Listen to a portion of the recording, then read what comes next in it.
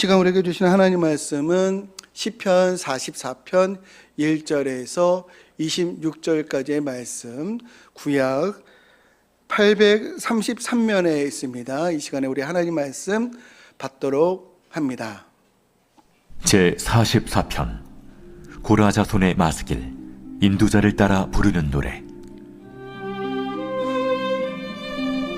하나님이여, 주께서 우리 조상들의 날 곧 옛날에 행하신 일을 그들이 우리에게 일러주매 우리가 우리 귀로 들었나이다.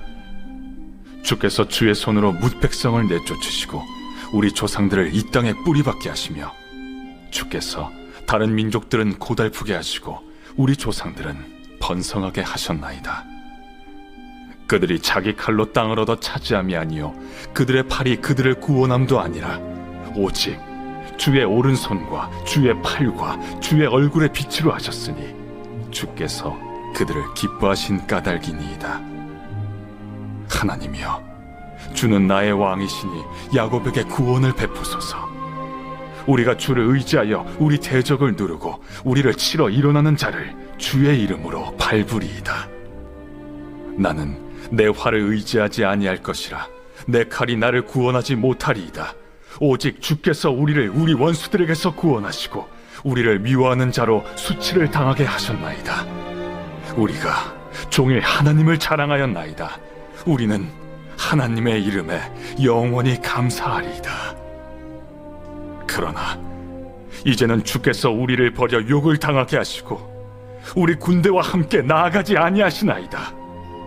주께서 우리를 대적들에게서 돌아서게 하시니 우리를 미워하는 자가 자기를 위하여 탈취하였나이다. 주께서 우리를 잡아먹힐 양처럼 그들에게 넘겨주시고 여러 민족 중에 우리를 흩으셨나이다. 주께서 주의 백성을 헐값으로 파시며 그들을 판값으로 이익을 얻지 못하셨나이다. 주께서 우리로 하여금 이웃에게 욕을 당하게 하시니 그들이 우리를 둘러싸고 초소하고 조롱하나이다. 주께서 우리를 뭇 백성 중에 이야깃거리가 되게 하시며 민족 중에서 머리 흔들림을 당하게 하셨나이다.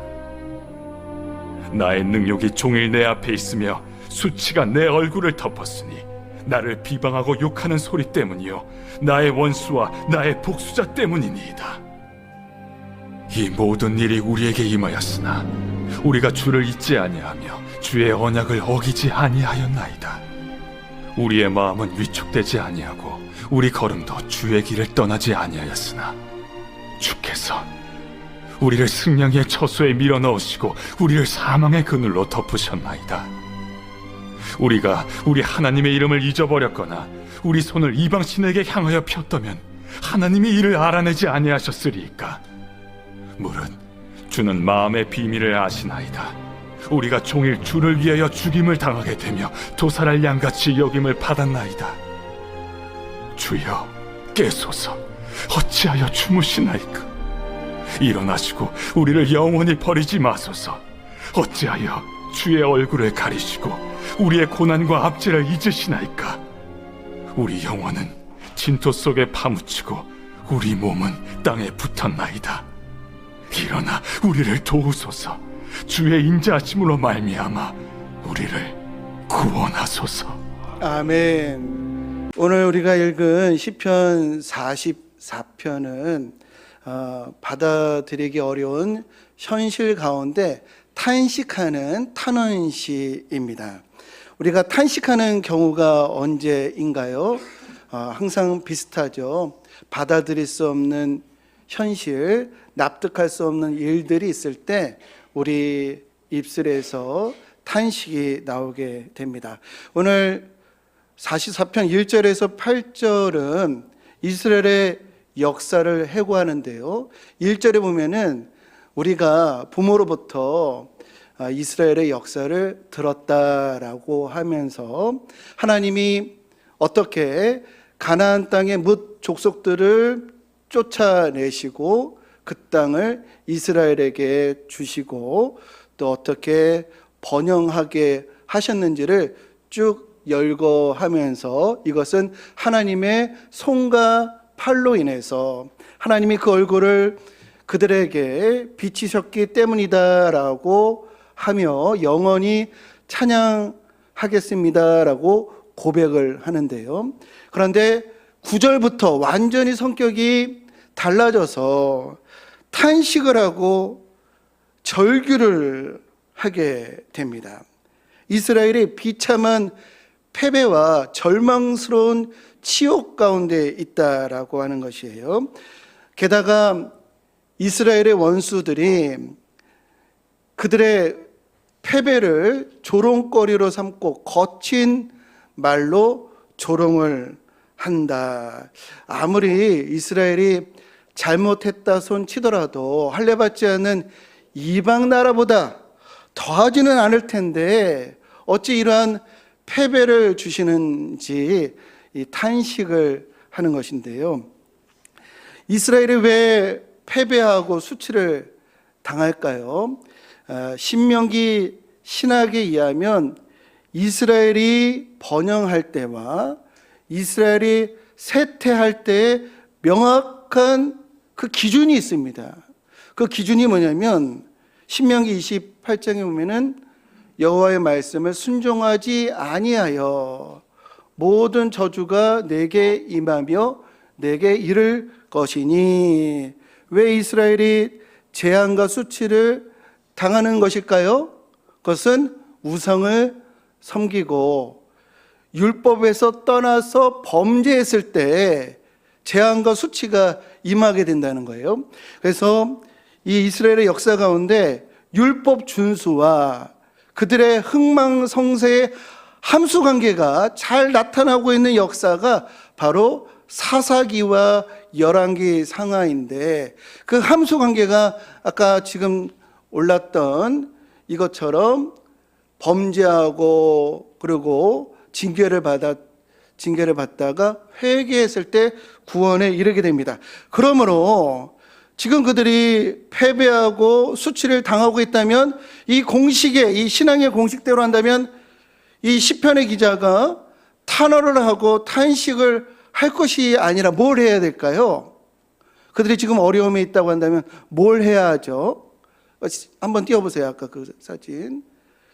이스라엘이 지금 징계 가운데 있다고 한다면 회개를 해야 하는데, 오늘 이 44편을 보면요, 이 시인이 하소연을 합니다. 탄원을 해요. 왜냐하면 우리가 하나님 앞에서 범죄하지 않았기 때문입니다 라고 말하는 것을 우리가 볼 수가 있습니다. 오늘 17절을 보면요, 17절에 말하기를 우리는 언약을 어기지 아니했습니다. 이렇게 우리가 이 이스라엘 백성들이 결백을 주장하는 거예요. 또 18절에 주의 말씀에서 떠나지 않았습니다. 20절에 우리 20절 우리가 우리 하나님의 이름을 잊어버렸거나 우리 손을 이방신에게 향하여 폈다면 하나님이 이를 알아내지 아니하셨으리다. 만약에 우리가 은밀하게 우상 숭배를 했다고 한다면 하나님이 모르실 리 없지 않으십니까? 하나님은 모든 것을 다 아시는데, 그러니 우리가 지금 주 앞에 범죄한 일이 없고 우리는 무죄하고 정직합니다. 그런데 어찌하여 이런 패배와 수치를 주십니까? 하나님, 우리는 결백한데 왜 이런 일이 벌어집니까? 순종하는 자에게는 복을, 거역하는 자에게는 벌을 주시는 하나님이신데 어찌하여 말씀을 거역한 일이 없음에도 이러한 재앙을 만나게 하십니까? 라고 탄원하는 내용이 바로 오늘의 본문입니다. 이러한 탄식은 우리에게도 있습니다. 정말 열심히 바르게 살려고 했으나 뜻하지 않은 사고와 질병과 인간관계의 어려움으로 우리가 큰 고난을 당할 때가 있죠. 그때 우리가 묻습니다. 어찌하여 이러한 일이?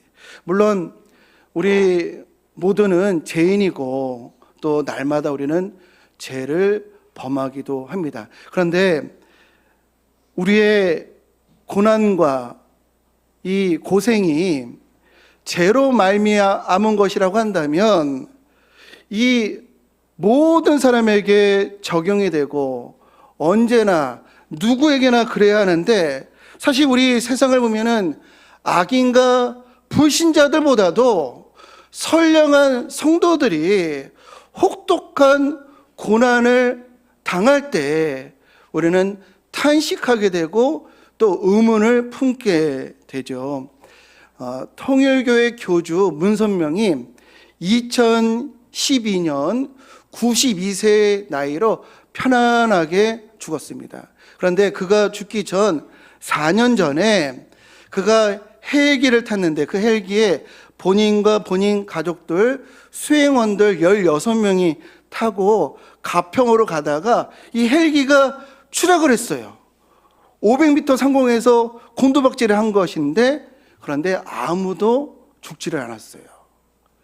이 헬기가 땅에 처박히고 이 동체가 불타서 이제 다 소진이 됐는데, 그러나 뉴스에 보니까 문선명은 조금 상처 입었다라고 하는 기사가 있었습니다. 그런데 그쯤에 어떤 일이 있었냐면, 이 남미 페루의 삼성물산의 이 직원들이 헬기를 타고 총 14명이 탔는데 그중에 8명이 우리 한국 사람이었어요. 삼성물산 사람들이었는데 그 헬기가 추락을 해서 얼마나 심하게 폭발을 했는지 이 형체를 알아볼 수 없어서 DNA 검사가 아니면 신원을 파악할 수 없을 정도로 엄청난 일이 벌어진 겁니다. 그런데 우리 국민들이 더 안타깝게 여기게 된 것은 그 희생자 중에 어떤 이가 누구의 동생이라는 거예요. 누구의 동생. 그 누구가 누구냐면은 바로 김현준이라고 하는 농구 선수의 동생이 그 헬기 사고로 죽었다는 거예요. 김현준, 우리 80년대, 90년대 이충희와 함께 이 한국 농구계의 쌍두마차라고 할 수 있는 아주 슛을 잘 이렇게 쏘는 이 김현준, 거의 다 아실 겁니다. 남자분들은 거의 다 아실 텐데, 이 김현준이라고 하는 이분이 삼성전자팀에 있었기 때문에 전자 슈터라고 하는 별명을 받았는데, 그가 1999년 택시를 타고 출근하는 길에 코치로 있었거든요. 택시를 타고 출근하는 길에 중앙선을 넘고 달려오는 승용차와 충돌을 해서 죽었어요. 그리고 10년 후에 그의 동생이 헬기를 타고 헬기가 추락을 해가지고 그 동생도 죽은 거예요. 그런 일을 가족들이 접했을 때, 특별히 부모가 그런 일들을 겪었을 때 얼마나 괴로웠을까, 얼마나 슬펐을까. 아니, 스스로 재림 예수라고 하면서 수많은 사람들을 미혹하고 멸망의 길로 인도하는 자는 500m에서 떨어져도 멀쩡하고 장수하고 사업마다 잘 돼가지고 부를 축적하고 편안하게 살아가는데, 어떤 가정은 연속으로 사고가 이어지고, 물론 고인이 의인이라고 우리가 단정할 수는 없겠지만 이단의 교주랑 비교할 때 너무도 불공평하지 않습니까? 하나님이 계시다면 어찌 이런 일이, 이런 탄식이 나오게 되죠. 그 외에도 우리 인생사에 절망과 실망의 순간들이 얼마나 많이 있어요. 이 절망과 실망의 순간을 오늘 본문은 이렇게 아주 생동감 있게 표현을 합니다. 22절에 보니까 이 절망과 실망의 순간을 우리가 종일 주를 위하여 죽임을 당하게 되며 도살할 양같이 여김을 받았나이다. 도살당할 양같이. 이 절망스러운 상황을 아주 이 절절하게 표현하고 있는데요. 양이라고 하는 짐승은요, 자신을 스스로 보호할 수 있는 자구책이 없는 동물입니다. 이 양이요, 무슨 이빨이 있나요? 발톱이 있나요? 이 발목도 얇아가지고요, 신속하게 도망도 못 가요. 다른 짐승들은 뿔이 있을 때 뿔이 어떻게 나죠? 앞으로 나거나 옆으로 나서 이거 치고받고 할 수가 있는데, 양의 뿔은 어떻게 나죠? 뒤로 감겨요. 그러니 이게 자신을 보호하는데 전혀 도움이 안 됩니다. 이 양이 의지할 수 있는 게 뭐냐면 목자예요, 목자. 근데 목자의 보호마저도 없어 도살당할 처지에 있다. 무력한 슬픔, 항거할 수 없는 절망, 이것이 생생하게 표현되어 있는데요. 그런데 오늘 우리가 시편 44편을 다 읽어보셨는데 이 놀라운 것은요, 이 범죄하지 않았다고 이 결백을 주장을 하면서 도살당한 양처럼 절박하고 이 다급한 심정으로 오늘 마지막 26절에 보니까 우리를 도와주소서, 우리를 구원하소서라고 외치고 부르짖는데 전혀 구원의 메시지가 따라오지를 않아요. 구원의 이 고백이 없이 그냥 44편이 끝나고 맙니다. 상황이 반전할 것이다, 역전이 있을 것이다, 이런 고백이 없이 절규로만 끝나고 말아요. 보시면은 25절에 보면은 우리의 영혼은 진토 속에 파묻히고 우리의 몸은 땅에 붙었나이다. 그냥 마음과 영혼이 땅에 처박혔다는 거예요. 일어나 우리를 도우소서, 주의 인자하심으로 말미암아 우리를 구원하소서. 그런데 아무런 응답 없이 끝나버려요. 아니, 욥기도 그렇진 않거든요. 의인의 고난하면 우리 욥기 기억하잖아요.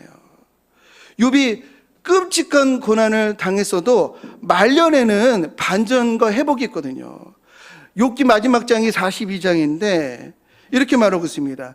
욥이 말년에 처음보다 더 복을 주시니 라고 마지막에 그렇게 마무리하고 있어요. 욥이 140년을 살면서 4대를 보고 죽었다라고 욥기 마지막이 그렇게 되어 있습니다. 그런데 시편 44편에는요, 그 어떤 반전도 회복도 구원의 여지가 전혀 없이 끝나고 만다는 것입니다. 저는 44편을 묵상하면서 예전에 세월호에서 딸을 잃은 어느 아빠가 이 강연을 하는 것을 들었는데 그것이 생각이 났어요. 그에게 딸이 둘이 있었는데 그 중에서 가장 신앙심이 깊고 교회 봉사 열심히 하고 활발한 애가 세월호에 있었다는 것이에요. 근데 이 세월호가 점점 기울어지고 시꺼먼 바닷속에 점점 빨려 들어가는 가운데 딸이 뭘 하고 있었는가, 딸이 뭘 하고 있었는지 부모가 얼마나 그게 궁금하고 답답했겠어요.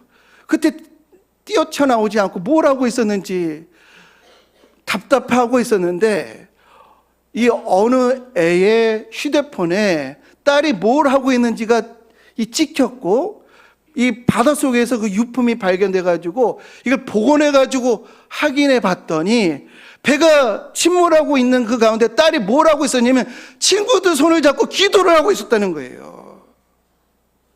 무슨 기도를 했을까요? 주여 도와주소서, 주여 구원하소서, 그렇게 기도를 했겠죠. 그걸 보고 아빠가 절규를 했대요. 찢어지는 가슴으로, 딸아, 기도할 때가 아니잖아, 밖으로 나와야지. 그런 상상을 하루에도 몇십 번씩 하게 되었다는 거예요. 이 영화에서 보면은 이 쇼 윈도우처럼 이 어떤 주인공이 밖에 있고 이 안쪽에 어떤 사람이 있는데 쇼 윈도우 밖에서 막 부르짖고 외치고 두드리고 이러는 어떤 한 장면처럼 이 손잡고 기도하는 딸을 향해서 아빠가 쇼 윈도우 밖에서 빨리 나와. 그럴 때가 아니야. 그러나 그 소리를 못 듣고 딸은 기도하면서 어른들이 구해주겠지. 이 큰 배가 이렇게 침몰하지는 않겠지. 그리고 또 신앙심이 있어서 하나님께 간절하게 기도하는 모습이 미칠 것 같은 안타까움으로 하루에도 수십 번씩 막 생각이 났다는 거예요. 만약 본인에게 신앙이 없었다고 한다면 덜 복잡하고 덜 혼란스럽겠는데 신앙이 있다 보니까, 아니 성경에 있는 수많은 기적이 왜 우리에게는 일어나지 않습니까? 라고 묻게 되고, 당신은 살아계십니까? 라고 끊임없이 묻고 또 물었다라는 것입니다. 그러면서 교회에 갔더니 교회에서 너무도 가볍게 하는 말, 고난에는 뜻이 있습니다. 그 말이 위로는커녕 너무너무 분노를 일으켰대요. 그런 말 자체가, 가볍게 던지는 말 자체가 너무 상심을 그에게 주었다. 그 세월호 유가족의 절규가 시편 44편에 오롯이 담겨져 있는 것입니다. 몇 년 전에 있었던 일인데요.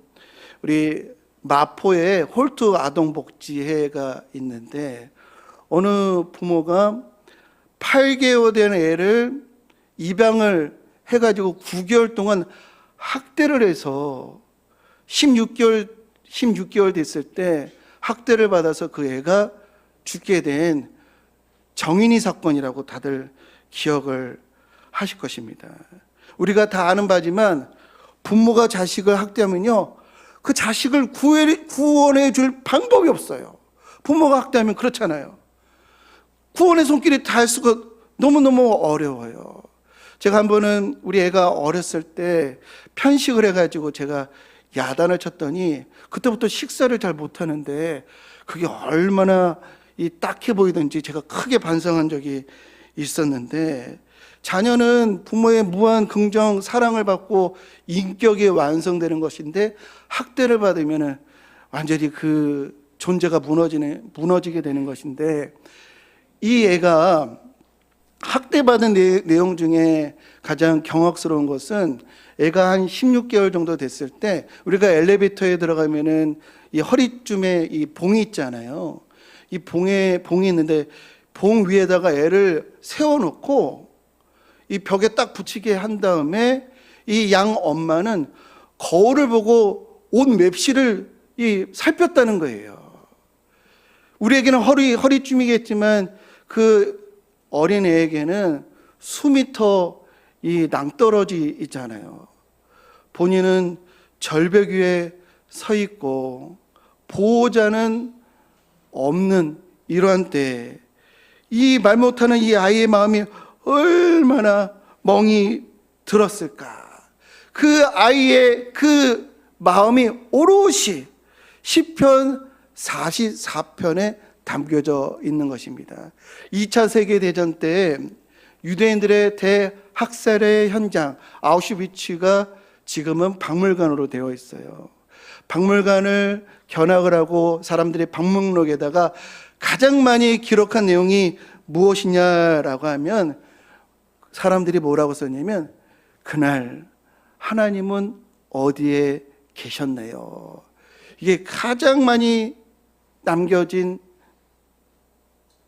사람들의 느낌이라는 것이에요. 사람이 보는 사람도 그런데, 그 당시 아우슈비츠에 있었던 사람들은 얼마나 절규했을 거예요. 하나님 우리를 도우소서, 하나님 우리를 구원하소서. 그 절규가 시편 44편에 오롯이 담겨져 있는 것입니다. 그런데요, 시편은 그렇게 끝나고 말았는데, 이 시편 44편이 1000년이 지나 신약에서 다시 한번 등장하게 됩니다. 우리 성도님들, 이 시편 44편이 신약 어디에 등장할까요? 로마서 8장에 등장을 해요. 로마서 8장 36절 말씀, 기록된 바가 시편 44편을 얘기하는 거예요. 우리가 종일 주를 위하여 죽임을 당하게 되며 도살당한 양같이 여김을 받았나이다 함과 같으니라. 예수를 믿는다고 하는 이유로 도살당할 양처럼 됐다는 거예요. 즉 시편 44편의 성도들과 같은 처지에 있게 되었다.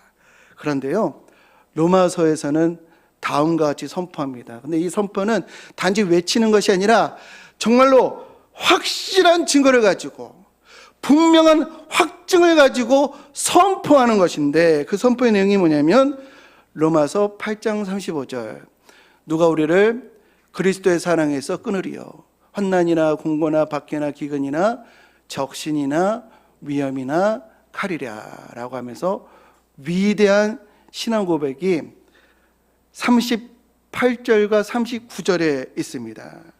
같이 한번 우리 읽어보겠습니다. 시작.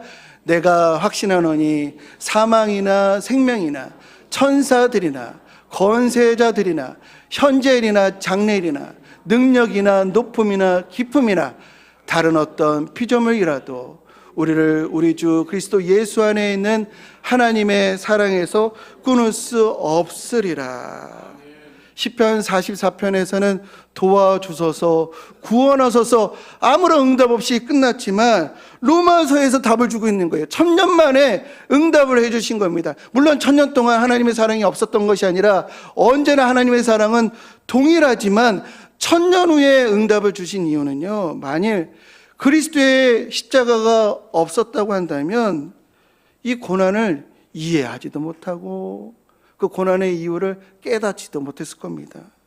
만일 그리스도의 십자가가 없었다면 고통 중에 있는 이들에게 하나님이 당신을 향한 뜻이 있고 하나님의 사랑이 있어 고난의 이유를 설명해 주어도 이 고통과 고난의 무게 때문에 전혀 이해하지 못하고 또 깨닫지 못했을 거예요.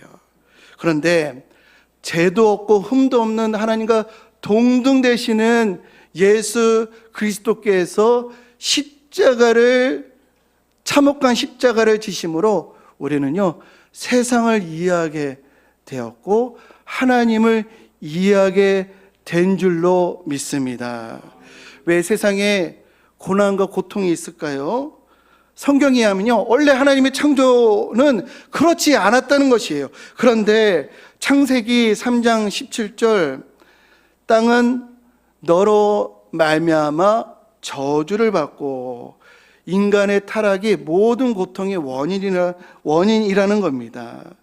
로마서 5장 12절 한 사람으로 말미암아 죄가 세상에 들어오고 죄로 말미암아 사망이 들어왔나니 인간의 타락으로 하나님과 관계가 끊어지고 하나님의 창조 질서가 깨지고 그러므로 죽음, 질병, 자연의 저주, 사고와 고통이 세상에 들어왔다는 거예요. 그리고 로마서 8장 22절 피조물이 다 이제까지 함께 탄식하며 함께 고통을 겪고 있는 것을 우리가 아느니라. 도와주소서, 구원하소서 사람만 그러는 것이 아니고요 모든 피조물이 그러하다는 거예요. 이런 안타까운 부르짖음에 주님께서 12군단 더 되는 천사로 불의와 세상의 부조리 끼어져 있는 모든 질서를 다시 바로 잡을 수 있으셨지만 그리스도는 세상을 심판하러 이곳에 오신 것이 아니라 세상을 구원하시고자 골고다 언덕을 오르셨다라는 것입니다. 우리 성도님들, 그리스도의 십자가가 무엇인가요? 우리가 십자가를 볼 때마다 세상에 이렇게 악하구나, 이렇게 지독하구나, 하나님과 우리 사이의 관계가 이렇게 깨져 있구나, 이것을 우리가 볼 수 있어야 합니다. 그러나 동시에 우리 십자가를 볼 때 하나님이 우리를 구원하시고자 우리를 부르시고 계시고 긍휼과 용서로 우리를 영접해 주시려고 하시는구나. 죄의 대속, 불순종으로 창조 질서가 깨졌지만 그리스도의 순종으로 창조 질서를 회복하셨구나라고 하는 것을 발견해야 할 줄로 믿습니다. 예수님의 십자가는요, 예수님의 십자가를 통해서 하나님은 고난받는 자의 하나님, 고난받는 자와 연대하신다라고 하는 것이고요. 또한 예수님이 십자가에서 고난받는 자들을 위해서 이것을 완성하셨다는 거예요. 십자가에서 예수님이 뭘 완성하셨는가? 요한계시록 21장 4절을 보면은 다음과 같이 말씀하셨습니다. 우리 같이 읽겠습니다. 모든 눈물을 그 눈에서 닦아주시니 다시는 사망이 없고 애통하는 것이나 곡하는 것이나 아픈 것이 다시 있지 아니하리니 처음 것들이 다 지나갔음이러라. 지금은 고통과 죽음을 일시 허용하시지만 장차 이 모든 것을 없애실 날이 반드시 온다는 것을 우리 확신하시는 저와 여러분들 모두 되시기를 주님의 이름으로 축복합니다. 우리가 주님께서 일시적으로 고통과 고난의 문제를 해결하시고자 이 땅에 오신 것이 아니고 고통과 고난의 근본 원인이 되는 죄로부터 우리를 구원하시고자 이 땅에 오셨다는 것을 기억하는 우리 모두가 되시기를 주님의 이름으로 축복합니다. 팀 켈러라고 하는 목사님이 이런 말을 했어요. 누구는 고난으로 인해 신앙에서 떠나지만 누구는 고난으로 인해 하나님을 만난다라고 말하고 있습니다. 그런데요, 십자가를 아는 이들은 고난을 통해서 하나님 깊게 만나는데요, 아무리 편하고 잘 나가고 안전해도요, 십자가를 모르면요, 아무리 편해도 아무 일도 없어도 신앙에서 멀어질 수밖에 없는 것입니다. 바라기로는 우리 모두가 십자가를 깊이 묵상하여 고난 가운데 있더라도 이전보다 더 깊이 하나님을 만나고 이전보다 더 선명하게 하나님의 나라를 소망하고 준비하는 우리 모든 성도님들 되시기를 주님의 이름으로 축복합니다. 십자가를 믿는 자는 이 세상에 못 이길 일이 없고 극복 못할 난간이 없는 줄로 믿습니다. 시편 44편은 고난 속에서 하나님을 찾는 성도들의 절규이나, 그러나 이 절규가 그리스도의 십자가 안에 있는 하나님의 사랑으로 응답되었다라고 하는 것을 이 믿음으로, 이 진리로 승리하시는 우리 복된 성도님들, 이 세상을 이해하고 고난을 극복해내고 이겨내시는 우리 복된 성도님들 모두 되시기를 주님의 이름으로 간절히 축원드립니다. 이 시간에 우리 아무것도 두려워 말라, 우리 함께 찬양하고 기도하겠습니다.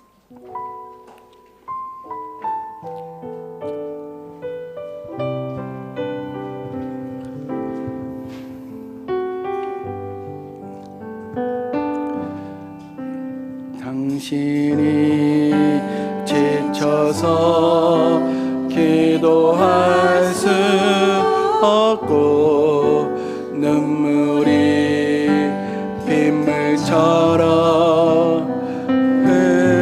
흘러내릴 때 주님은 아시네 당신의 약함을 사랑으로 돌봐주시네. 누군가 널 위하여, 누군가 널 위하여,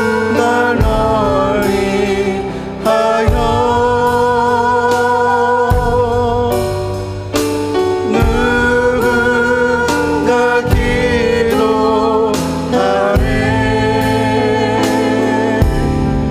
내가 홀로 외로워서 마음이 무너질 때 누군가 널 위해 기도할, 당신이 외로에 홀로 남았을 때, 당신이 외로이 홀로 남았을 때 당신은 누구에게 위로한다. 주님은 아시네 당신의 마음을 그대 홀로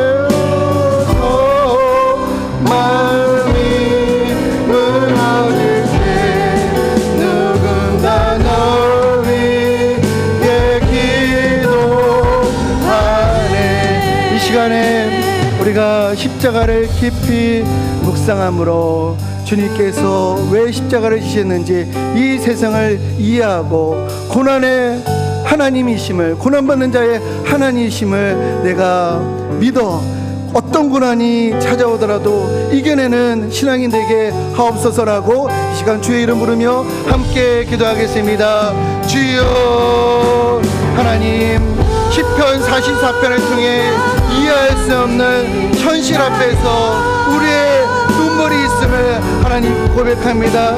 때로는 우리가 너무도 아프고 너무도 지쳐 주여 어찌하여라고 부를 수밖에 없을 때가 있습니다.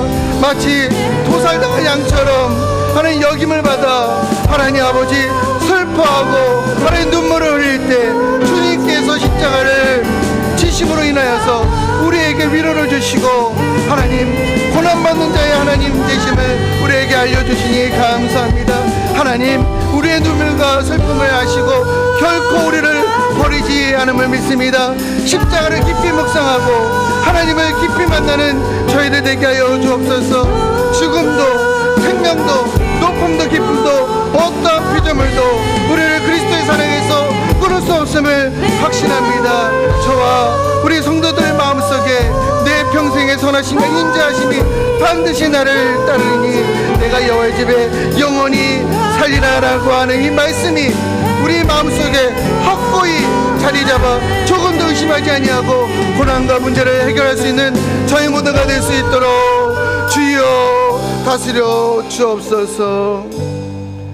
지금은 모든 탄식과 눈물을 기억하시는 우리 주 예수 그리스도의 은혜와 고통받는 자와 함께 하시는 창조주 하나님의 극진하신 사랑하심과 억울한 자, 고통 중에 있는 자와 함께 오시며 십자가의 의미를 깨닫게 하시는 성령 하나님의 교통하심이 오늘도 십자가를 통해 세상을 이해하고 십자가를 통해 능력을 얻고 십자가와 부활을 통해 주께서 완성하신 것을 소망하며 살아가리라 결단하는 주의 백성들 머리머리 위에 광석교회와 이 나라 이 민족 위에 오늘 함께 예배드리는 천유승 이예지 청년 머리머리 위에 지금부터 영원까지 함께 하시기를 간절히 축원하옵나이다. 아멘.